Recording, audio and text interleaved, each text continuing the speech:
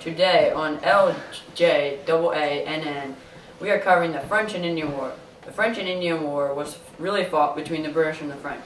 Many people believe that the French were fighting the Indians, but that's not the case. It's called the French and Indian War because the British were fighting the French and the Indians. The interesting thing, though, is that the British had the Iroquois Indians as an ally. Today we will be interviewing James Wolfe, William Pitt, and George Washington. James Wolfe led the British to victory with a win in Quebec. William Pitt set the spending plan for the war, and Washington took the first blow to the French by building Fort Necessity in the Ohio country near Fort Duquesne. Good points, Alex. But let's not forget why the war started. One of the big reasons it started was because the British wanted to move west into the French territory. The French didn't want to give up their land, so this caused some tension. Some other reasons the war started was because the British and the French were constantly fighting over resources and land, fur trade and fishing grounds, which in all, they were fighting for wealth.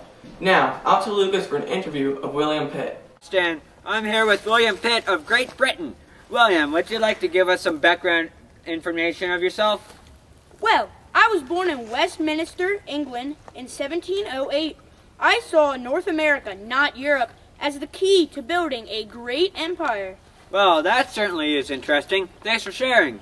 Now, were you really the one who identified France as the opponent in North America?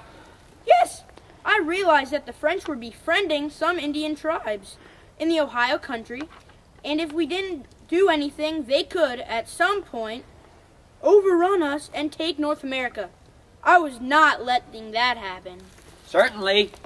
North America contains valuable land and resources. We know that you set up the spending plan for the war, but weren't you the only one running the war, right?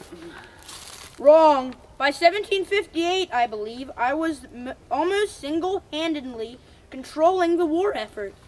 Impressive. And the colonists, were they a problem for you or not? Actually, I gained colonist support by funding the colonies for soldiers and supplies needed for the war, so I can't say they were a nuisance. Thanks for the interview, but I must get back to work.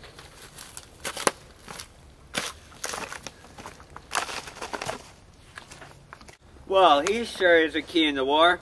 One other interesting point is he was the one who assigned James Wolfe and Jeffrey Amherst to military leader spots.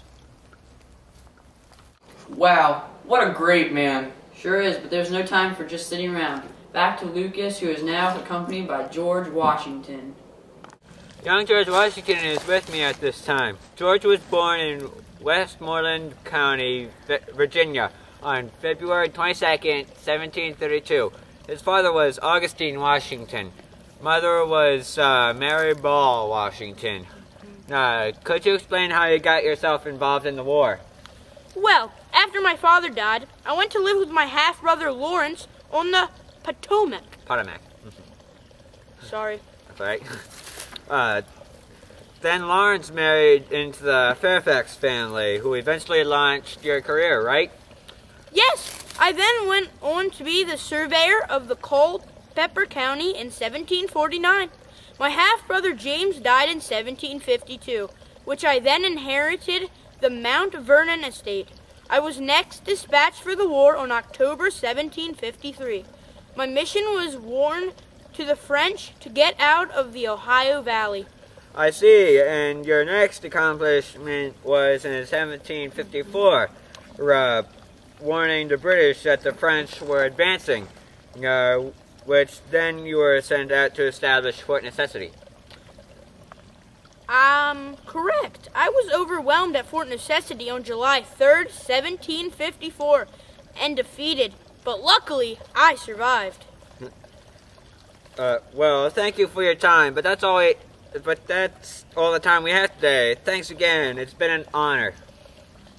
You're welcome. Thank you, too.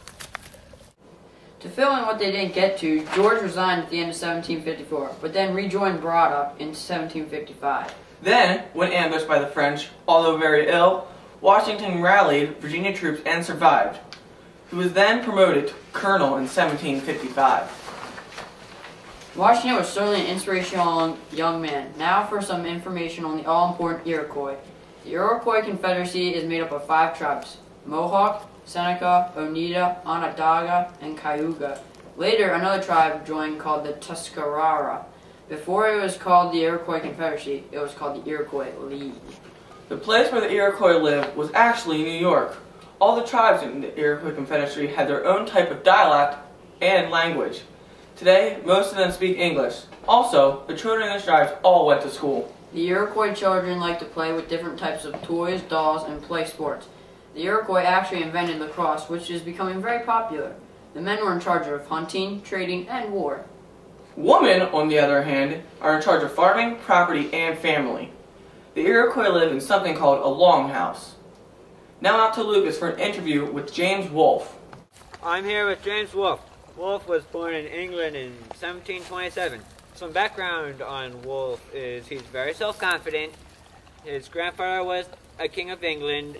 At age 14, he barely escaped illness, and he first went into war at age 16. Now, Mr. Wolfe, could you explain how your first years went in the war? Yes. After my first year, I was honored with a very high rank for my age, Lieutenant. Oh, and you forgot one thing in my background. I am very demanding. Ha ha. Oh, of course. Wolfe then went on to the British Major General.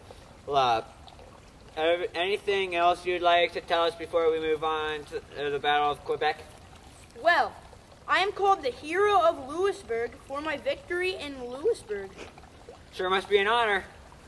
Well, no, we will focus on the Battle of Quebec. Wolfe was commander of Quebec expedition. Could you inform us on the battle? Well, the only thing I can say is that me and 2,000 troops overtook the city of Quebec in 1759. Quebec was said to be the heart of the French in North America. Thanks for the time, but my troops need me.